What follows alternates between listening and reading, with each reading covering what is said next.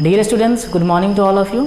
हमने last video में पढ़ा इंट्रोडक्शन चैप्टर के बारे में, जिसमें हमने जाना था origin of English grammar, origin of English language के बारे में। ठीक है, कि हमारी जो अंग्रेज़ी भाषा है उसकी शुरुआत किस तरह से हुई, किन लोगों ने की, या अंग्रेज़ी ग्रामर जो है उसकी शुरुआत कहाँ से हुई थी। ठीक है, अब हम अपने सिलेबस के आगे की ओर बढ़ते हैं और हमारा सेकेंड जो टॉपिक आता है वो हमारा आता है बेसिक डेफिनेशन का। ठीक है, अब क्या होता है, बेसिक डेफिनेशन पढ़ना ज़रूरी है कि नहीं है, वो क्या होता है, बहुत ज़रूरी होता है। रीज़न क्या है कि अगर आप किसी भी प्रकाशन का बुक उठाते हो तो उसमें अगर आप 10th के नीचे वाले, ठीक है, 10th के नीचे वाले में उठाते हो तो क्या होता है, उसकी जो शुरुआत होती है ना, ग्रामर के किसी भी बुक की जो शुरुआत होती है वो पार्ट्स ऑफ स्पीच से शुरू करते हैं। ठीक है ना, बट पार्ट्स ऑफ स्पीच से भी कुछ ऐसी चीज़ें हैं, कुछ ऐसे पॉइंट्स हैं जिन्हें हमें जानना बहुत ज़रूरी है। ठीक है, जाके क्या करेगा, वो जाके हमको हेल्प करेगा। ठीक है, तो बेसिक डेफिनेशन में आज हम पढ़ेंगे इंग्लिश का जो डेफिनेशन होता है वो प्रॉपर डेफिनेशन क्या है, लैंग्वेज क्या होता है, वर्ड क्या होता है, सेंटेंसेस क्या होते हैं, सब्जेक्ट हमारा क्या होता है, ऑब्जेक्ट किस तरह से काम करता है, क्या होता है, इसके बारे में। ठीक है, तो आज हमारा टॉपिक होने वाला है बेसिक डेफिनेशन के बारे में। ठीक है, तो चलिए बेसिक डेफिनेशन। ठीक है, अब बेसिक डेफिनेशन में हमारा सबसे पहला पॉइंट आता है, हमने ओरिजिन ऑफ इंग्लिश लैंग्वेज को ख़त्म कर दिया है, ओरिजिन ऑफ इंग्लिश ग्रामर को भी ख़त्म कर दिया है। ठीक है, अब बेसिक डेफिनेशन में सबसे पहला जो पॉइंट आता है, या किसी भी सब्जेक्ट को जब आप पढ़ते हो तो क्या होता है, उस पर्टिकुलर सब्जेक्ट का कुछ डेफिनेशन होता है। अगर आप साइंस पढ़ रहे हो तो विज्ञान क्या होती है उसका भी क्या होता है, एक प्रॉपर डेफिनेशन होता है। ठीक है, तो उसी तरह से हम अंग्रेज़ी पढ़ रहे हैं तो अंग्रेज़ी किसे बोलेंगे इंग्लिश में या हिंदी में, उसके बारे में जानेंगे। ठीक है, तो इंग्लिश क्या होता है, इसका डेफिनेशन हो जाएगा, English is the mixture of language, right. यानी कि अंग्रेज़ी क्या है, अंग्रेज़ी जो है वो क्या होता है, भाषाओं का मिश्रण होता है। ठीक है, अब यहाँ पे एक चीज़ निकल के आती है, लैंग्वेज क्या होता है, राइट। जो इसका हिंदी क्या होता है, भाषा होता है। अब लैंग्वेज का डेफिनेशन क्या होगा उसके बारे में जानेंगे।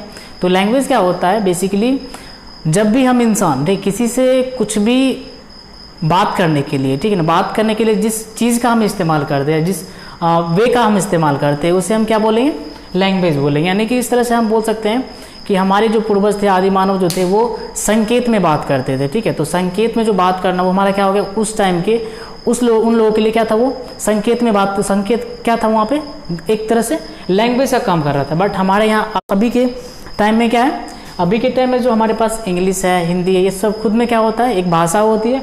और इसका इस्तेमाल हम कहाँ पे करते हैं, इसका हम इस्तेमाल करते हैं किसी से कम्युनिकेट करने में, यानी कि बात करने में उसका इस्तेमाल करते हैं। ठीक है, तो हमारा सेकेंड पॉइंट निकल के आता है कि व्हाट इज़ अ लैंग्वेज। ठीक है, लैंग्वेज क्या होता है, language is the medium of communication. ठीक है, तो भाषा क्या होती है, भाषा बेसिकली बात करने का एक क्या होता है, माध्यम होता है या तो जरिया होता है। ठीक है ना, अब यहाँ पे इंग्लिश के बारे में पढ़ लिए, लैंग्वेज के बारे में पढ़ लिए। ठीक है, अब एक क्वेश्चन निकल के आती है कि अंग्रेज़ी भाषा में, ठीक है, अंग्रेज़ी भाषा में जो हमारी सबसे छोटी इकाई होती है वो क्या होती है, हमारी छोटी इकाई अंग्रेज़ी भाषा की सबसे छोटी इकाई अल्फ़ाबेट होती है। ठीक है ना, और उससे जो बड़ी इकाई होती है, यानी कि अंग्रेज़ी भाषा की सबसे बड़ी इकाई कौन सी होती है, वो होती है सेंटेंस। ठीक है, तो यहाँ पे एक चीज़ निकल के आया पॉइंट हमारा, लैंग्वेज के अंदर ही the smallest unit of English language is alphabet and the largest unit of English language is sentence। ठीक है, तो सबसे छोटी है क्या होती है, हमारी अल्फ़ाबेट होती है, और बड़ी का क्या होती है, हमारा सेंटेंस होता है। ठीक है, अब इस चीज़ें में क्या हो, अल्फ़ाबेट जो होता है वो क्या होता है, बेसिकली इसको आप समझ लीजिए, अल्फ़ाबेट जो होता है एक तरह से एक सीरीज होता है, ठीक, किसी भी लैंग्वेज का क्या होता है, सीरीज होता है, जिसमें क्या होते हैं कुछ पर्टिकुलर लेटर जो होते हैं वो क्रम में सजे होते हैं, ठीक है ना, और उसी के ग्रुप को क्या बोलेंगे हम, अल्फ़ाबेट बोलते हैं, ठीक है। और इसमें लेटर, अगर इसमें अल्फ़ाबेट की जब हम बात कर रहे हैं तो अल्फ़ाबेट में कितने लेटर होते हैं, इस अल्फ़ाबेट में या इंग्लिश अल्फ़ाबेट में टोटल 26 लेटर्स होते हैं, ठीक है। तो यहाँ पे एक हमारा पॉइंट निकल के आया कि अल्फ़ाबेट में कितने लेटर होते हैं, तो there are 26 letters in English alphabet, right. तो अल्फ़ाबेट में हमारे पास कितने लेटर हो गए, 26 लेटर हो गए। अब यहाँ पे क्वेश्चन निकल के आता है कि लेटर हमारा क्या होता है, तो लेटर क्या होता है, अल्फ़ाबेट की सबसे छोटी इकाई, ठीक है, अल्फ़ाबेट की सबसे छोटी इकाई जिसकी सहायता से हम किसी भी वर्ड को बनाने में सक्षम हो पाते हैं, उसी को क्या बोलेंगे हम, लेटर बोलेंगे, ठीक है। तो ये हमारा 26 लेटर्स हो गए इंग्लिश अल्फ़ाबेट में, ठीक है। अब इस 26 लेटर में क्या होता है कि हमारा एक, इसको डिवाइड कर दिया गया है, एक वॉवेल की तरफ और एक कॉन्सोनेंट की तरफ, ठीक है। तो इस 26 लेटर्स में 21 जो होता है हमारा वो होता है कॉन्सोनेंट्स, और जो मेरे पास बचा बाकी जो 5 बचता है वो हमारा क्या होता है, वॉवेल होता है।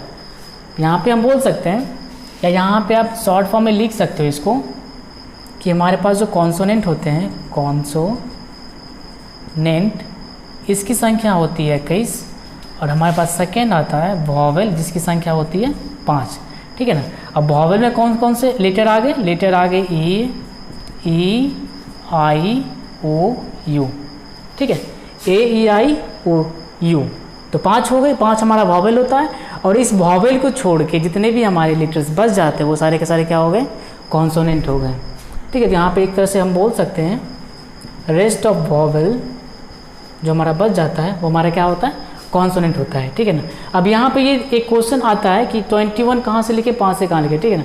अब 26 लेटर्स होता है अल्फ़ाबेट में, अब ये लेटर कौन कौन से होते हैं ये तो पता होगा ना आपको, आप बचपन में पढ़े होंगे, ए से लेके, ए जो होता है ABCD जो पढ़ते हैं आप लोग या पढ़े हैं, ABCD, यहाँ से लेके कहाँ तक, Z तक आप काउंट कर लोगे तो इसकी संख्या कितनी होगी, इसकी संख्या 26 होगी। और इसी 26 में 21 जो होता है हमारा कॉन्सोनेंट होता है, और बाकी जो बचाते हैं 5 हमारा क्या होता है, वॉवेल होता है, ठीक है। चलिए हम आगे बढ़ते हैं अपने वीडियो में, ठीक है। हमारा थर्ड पॉइंट है, ये आता है वर्ड, ठीक है। अब यहाँ पे वर्ड किसे बोले, वर्ड का हिंदी मीनिंग क्या होता है, वर्ड का हिंदी मीनिंग होता है शब्द, ठीक है। तो शब्द हम किसे बोलेंगे, ध्यान से देखिएगा यहाँ पे, देखिए किसी भी चीज़ का अगर डेफिनेशन आपको जानना हो ना तो उसका जो एग्जाम्पल होता है ना उसको आप तोड़ बरोड़ के देखिए, ठीक है। अगर आप इसको ब्रेक कर दिए ना तो ऑटोमेटिक इसका डेफिनेशन आपका निकल के आ जाएगा, ठीक है। फॉर एग्जाम्पल हम यहाँ पे देखते हैं, अगर मेरे पास एक वर्ड है रमेश, ठीक है, रमेश हमारे पास एक वर्ड है, ठीक है। अब इस वर्ड को हम ब्रेक करते हैं, ठीक है। अब ये जो वर्ड है हमारे पास, इसको अगर हम ब्रेक करेंगे तो क्या होगा, हमारे पास पहले R आएगा, फिर A आएगा, M आएगा, E आएगा, S आएगा, H आएगा, ठीक है। तो R आया, A आया, M आया, E आया, S आया, H आया, ठीक है। और ये खुद में हमारा क्या होता है, ये खुद में हमारा लेटर होता है, ठीक है। इस जो है यहाँ पे जितने भी पार्ट यहाँ पे दिए गए हैं वो सारे के सारे क्या है, लेटर है, खुद में अकेले अकेले क्या खुद में लेटर है, ठीक है। अब अगर इस लेटर को आपस में जब जोड़ देते हैं या जोड़ दिया जाए तो हमारा एक नया वर्ड क्या बनता है, रमेश बनता है ना। तो यहाँ से एक डेफिनेशन निकल के आता है कि लेटर, ठीक है ना, लेटर का जो ग्रुप होता है यानी कि एक या दो से जो अधिक ग्रुप जो अगर हम जोड़ देंगे तो जो उससे नया एक वर्ड जो बनता है वही हमारा क्या कहलाता है, एक तरह शब्द कहलाता है, ठीक है। यानी कि बोल सकते हैं इंग्लिश में a word is a group of letters that make real sense, ठीक है। अब यहाँ पे एक और एग्जांपल हम देख सकते हैं, हमारे पास एक है हाउस। अब ये हाउस जो है किससे मिलके बना हुआ है, ये H से मिलके बना हुआ है, O से, U से, S से, E से, ठीक है ना। और सारे लेटर्स को अगर आपस में जोड़ देते तो हमारा एक चीज़ बनता है, ठीक है ना, उसे हम क्या बोलेंगे, हाउस। जो हमारा वर्ड बना है खुद में क्या होता है, वर्ड होता है, ठीक है। अब देखिए यहाँ पे एक चीज़ मैंने ऐड की है, a word is a group of letters, ठीक है ना। तो लेटर का जो ग्रुप होगा क्या कहलाएगा, हमारा वर्ड कहलाएगा, एज वी नो। अब यहाँ पे दैट मेक रियल सेंस, ठीक है, जो कि क्या हो, जिसका कुछ शाब्दिक अर्थ निकले, ठीक है। तो शाब्दिक अर्थ कहने का मतलब क्या होगा कि ऐसे ना एग्जाम्पल में कुछ भी वर्ड्स ले लेंगे, ठीक है ना, ऐसा हम एग्जाम्पल लेंगे जिसका क्या हुआ, एक प्रॉपर मीनिंग निकलता हो। यहाँ पे देखिए शाब्दिक अर्थ कहने का मतलब है, अगर हम जब भी रमेश बोलते तो क्या होता है, किसी इंसान का नाम होता है, तो ये मेरा शाब्दिक अर्थ हो गया। अब यहाँ पे जब भी हाउस की बात करते हैं तो किसी के घर की बात होती है या घर की बात होती है, ठीक है। तो ये क्या एक प्रॉपर तरीक़े से एक सेंस बना रहा है, ठीक है। अब यहाँ पे एग्जाम्पल देख सकते हो PNXYZ। अब कहोगे ये भी तो वर्ड है हमारा, एक तरह से इसके अकॉर्डिंग अगर देखा जाए, दैट मेक रियल सेंस को छोड़ के अगर इसको देखा जाए तो ये भी हमारा वर्ड होता है। बट अगर इसको हम ब्रेक करते तो क्या बनता है हमारा, P होता है, N होता है, X होता है, Y होता है, Z होता है, और सारे को जोड़ दिए तो क्या हमारा बन गया PNXYZ, ठीक है। बट ये वर्ड नहीं है, ठीक है, वर्ड सिर्फ यही है। रीज़न क्या है, रीज़न है कि इस दोनों में शाब्दिक अर्थ निकल रहा था और इसमें क्या होता है, शाब्दिक अर्थ नहीं निकलता है, ठीक है। तो आप समझ चुके होंगे कि रमेश किस तरह से मेरा वर्ड होता है और PNXYZ किस तरह से हमारा वर्ड नहीं होता है। हमारा अगला टॉपिक है 4th में सेंटेंस, ठीक है। तो सेंटेंस का भी डेफिनेशन एज इट इज़, मतलब जिस तरह से हमने वर्ड को पढ़ा था ना उसी तरह से सेंटेंस में हमारा डेफिनेशन निकल जाएगा, ठीक है। इस एग्जाम्पल को देखते हैं, जिस तरह से हम देखेंगे एग्जाम्पल को, Ram is a good boy, ये हमारा क्या एक सेंटेंस है, ठीक है। अब इस सेंटेंस में क्या होता है, ये राम खुद में क्या होता है, एक हमारा वर्ड है, इस खुद में क्या है, एक हमारा वर्ड है, ये हमारा इसको बोल सकते हैं सिंगल वर्ड बोल सकते हैं, ये क्या होता है वर्ड होता है हमारा, और ये भी क्या हमारा वर्ड है, ठीक है। और इन सारे वर्ड को अगर हमने जोड़ दिया तो हमारा क्या बनता है, एक सेंटेंस बनता है, ठीक है। तो एक तरह से बोल सकते हैं यहाँ पे वर्ड में क्या था, हम लेटर्स के ग्रुप को क्या बोलते थे, हम वर्ड बोलते थे, ठीक है। और यहाँ पे क्या हो जाएगा, वर्ड के ग्रुप को, ठीक है ना। अ सेंटेंस इज, यहाँ पे इसका डेफिनेशन हो जाएगा, अ सेंटेंस इज अ